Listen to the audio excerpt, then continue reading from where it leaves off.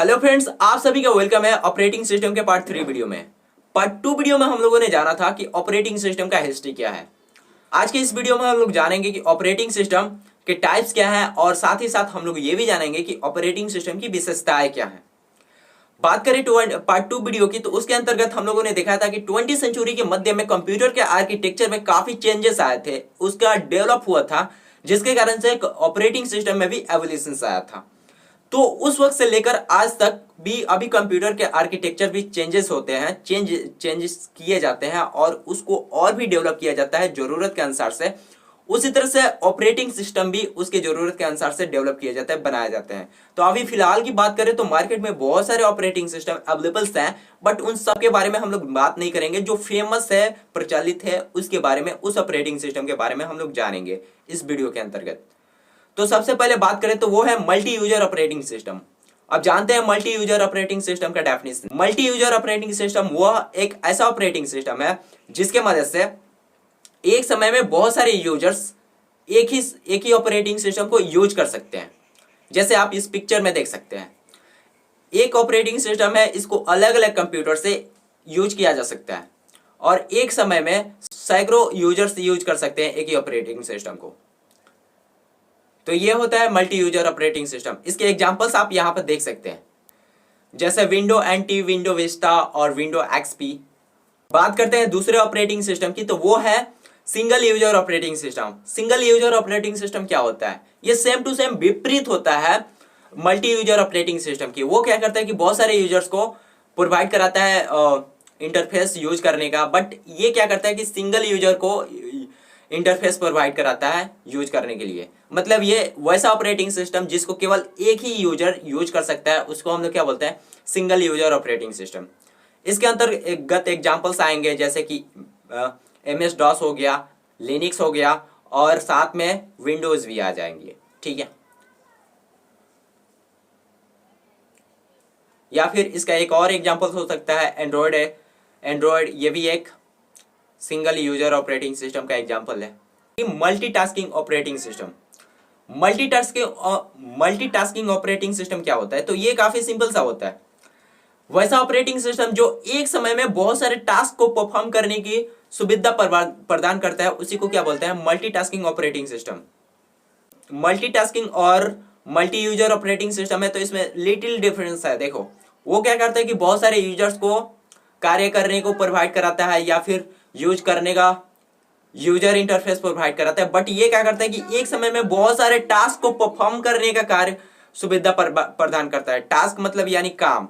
आप एक ही समय में जैसे गाना सुनने के साथ साथ आपने फ्रेंड से चैटिंग भी कर सकते हो। आप इस पिक्चर को देखकर आप अच्छे से समझ सकते हो। उसी वक्त एक ही टाइम में वीडियो गेम भी खेल सकते हो, उसमें कुछ डॉक्यूमेंट्स पे कार्य कर रहे हो, कोई ईमेल सेंड कर रहे हो, मतलब बहुत सारी एप्लीकेशंस को आप रन करा सकते हो, ठीक है, एक ही समय में। तो ये होता है मल्टीटास्किंग।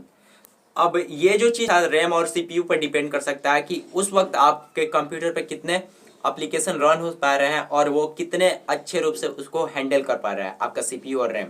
तो ये आपके कंप्यूटर पे डिपेंड कर सकता है। इसके एग्जांपल्स की बात करें तो इसके अंतर्गत विंडो 10, विंडो 7, विंडो 8, विंडो 9 और साथ ही साथ एंड्रॉयड भी आ जाएगा। एंड्रॉयड का ओरियो ले लीजिए और एंड्रॉयड X, एंड्रॉयड Q है या फिर 10 है, ये दोनों लेटेस्ट है। इसके अलावा भी जो एंड्रॉयड ऑपरेटिंग सिस्टम है तो वो भी आएंगे, ठीक है। तो ये सारे के सारे क्या है? मल्टीटास्किंग ऑपरेटिंग सिस्टम है। अब बात करते हैं मल्टी थ्रेडिंग ऑपरेटिंग सिस्टम की। तो देखो, मल्टी थ्रेडिंग ऑपरेटिंग सिस्टम क्या होता है? मल्टी थ्रेडिंग ऑपरेटिंग सिस्टम वह ऑपरेटिंग सिस्टम है जो किसी प्रोग्राम के या फिर एप्लीकेशन के विभिन्न भागों को एक समय में रन कराने का काम करता है। वही क्या कहलाता है? मल्टी थ्रेडिंग ऑपरेटिंग सिस्टम कहलाता है। ये अभी आपको समझ में नहीं आया होगा, इसको एक एग्जाम्पल से समझते हैं।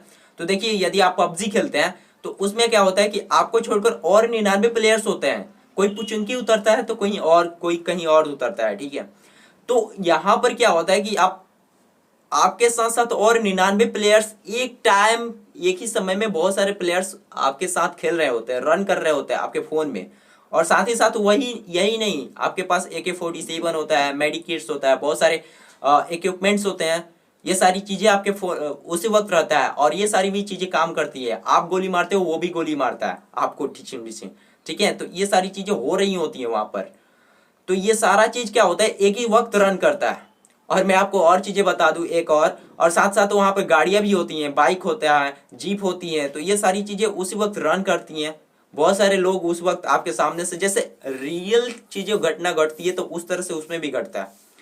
तो ये सब के सब मल्टी थ्रेडिंग ऑपरेटिंग सिस्टम के कारण से आपके फोन में ये रन कर पाता है। ये तो फोन का एग्जांपल था, बट पबजी जैसे गेम चलता है तो आप समझो कि आपका फोन के ऑपरेटिंग सिस्टम जो है वो क्या है, मल्टी थ्रेडिंग ऑपरेटिंग सिस्टम है, तभी आप उसमें पबजी रन करा पा रहे हो। बहुत सारे फोन्स हैं जिसमें पबजी रन नहीं कर पाता है, तो आप इतना समझो कि उसमें मल्टी थ्रेडिंग ऑपरेटिंग सिस्टम नहीं है। और भी कुछ रीजंस होते हैं जिसके कारण से फोन के अंतर्गत क्या होता है कि पबजी गेम जैसे रन नहीं करता है, जैसे उसका प्रोसेसर हो गया, साथ साथ रैम भी रीजन रखता है, और ग्राफिक्स, तो ये सारी चीजें के कारण भी नहीं रन करता है। बट मेन जो रीजन है वो क्या है, मल्टी थ्रेडिंग उसको होना चाहिए। इससे पहले की बात करें तो अभी मेरा फोन जो है एंड्रॉयड ओरियो का है, तो एंड्रॉयड ओरियो के अंतर्गत ये एंड्रॉयड जो ओरियो है ये मल्टी थ्रेडिंग ऑपरेटिंग सिस्टम के अंतर्गत आएगा, ठीक है। और इसके साथ साथ एंड्रॉयड क्यू है तो वो भी मल्टी थ्रेडिंग ऑपरेटिंग सिस्टम के अंतर्गत आएगा। तो और भी सारी ऑपरेटिंग सिस्टम है, जिससे पहले वाली ऑपरेटिंग सिस्टम की बात करें तो वो सारी नहीं होती थी, जैसे लॉलीपॉप, तो ये सारी मल्टी थ्रेडिंग ऑपरेटिंग सिस्टम नहीं हुआ करता था। बट अभी वाले जो फोन आते हैं तो ये मल्टी थ्रेडिंग ऑपरेटिंग सिस्टम है, ठीक है। कोई दूसरा एग्जांपल दूं तो यदि आप एक वीडियो एडिटर नहीं है तो इस बात को हो सकता है कि आप काफी करीब से रिलेट ना कर पाए, लेकिन यदि आप एक वीडियो एडिटर है तो इसको समझ सकते हैं। या फिल्मोरा जैसे सॉफ्टवेयर को ओपन करते हो, या फिर काइंड मास्टर जैसे, तो इन दोनों में जब ऑन करते हो तो वो सेम टाइम में तो ऐसे रन हो जाएगा। बट उसमें क्या होता है कि बहुत सारे छोटे छोटे क्लिप्स होते हैं, उसमें साउंड होता है, उसके साथ साथ यदि कोई पिक्चर जोड़ते हो तो वो हो गया, बैकग्राउंड म्यूजिक जोड़ते हो, आपका एक रियल इमेज होता है, फिर उसमें ग्रीन स्क्रीन हटाया हो, तो ये सारे अलग अलग पार्ट्स हैं और ये सभी के सभी एक टाइम में ही रन होते हैं। तो ये सब कौन कराता है, आपका मल्टी थ्रेडिंग ऑपरेटिंग सिस्टम। या फिर आप कभी एंड्रॉयड डेवलपमेंट का काम किए हैं तो एंड्रॉयड स्टूडियो जैसे सॉफ्टवेयर को भी आप जब अपने लैपटॉप में ऑन कराते हैं तो उस वक्त भी वो भी क्या करता है कि मल्टी थ्रेडिंग ऑपरेटिंग सिस्टम के मदद से होता है। और जिसमें ये सारी चीजें नहीं है तो हो सकता है कि मतलब वो थोड़ा लैग करे या फिर ऑन ही ना हो, तो ये सारी चीजें होती हैं। तो ये होता है मल्टी थ्रेडिंग ऑपरेटिंग सिस्टम। और ये मोस्ट इंपोर्टेंट टॉपिक है, इसको बहुत सारे लोग पूछते भी हैं, तो आप इसको ध्यान रखें। इसके बाद से आता है मल्टी प्रोसेसिंग ऑपरेटिंग सिस्टम। यह ऑपरेटिंग सिस्टम क्या करता है कि एक प्रोग्राम को एक से ज्यादा सीपीयू पर रन कराने में मदद करता है। तो ये सिंपल सा होता है, इसमें कुछ नहीं है।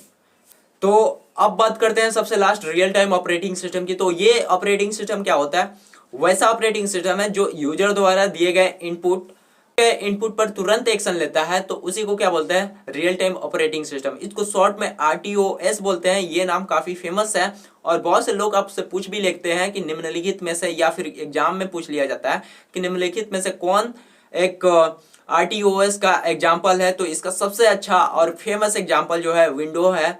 विंडोज का ऑपरेटिंग सिस्टम जो है वो सारी ऑपरेटिंग सिस्टम RTOS का एग्जाम्पल लें, ठीक है।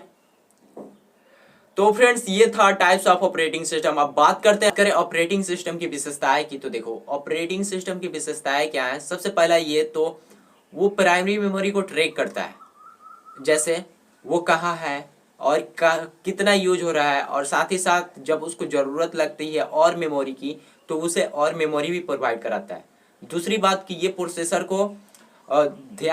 प्रोसेसर का ध्यान रखता है, अर्थात उसे मैनेज करता है। उसके साथ साथ किसी अन्य डिवाइस को भी, एक्सटर्नल डिवाइस जो कंप्यूटर से जुड़ी होती हैं उनको भी मैनेज करता है। सॉफ्टवेयर के साथ साथ हार्डवेयर दोनों को मैनेज करता है।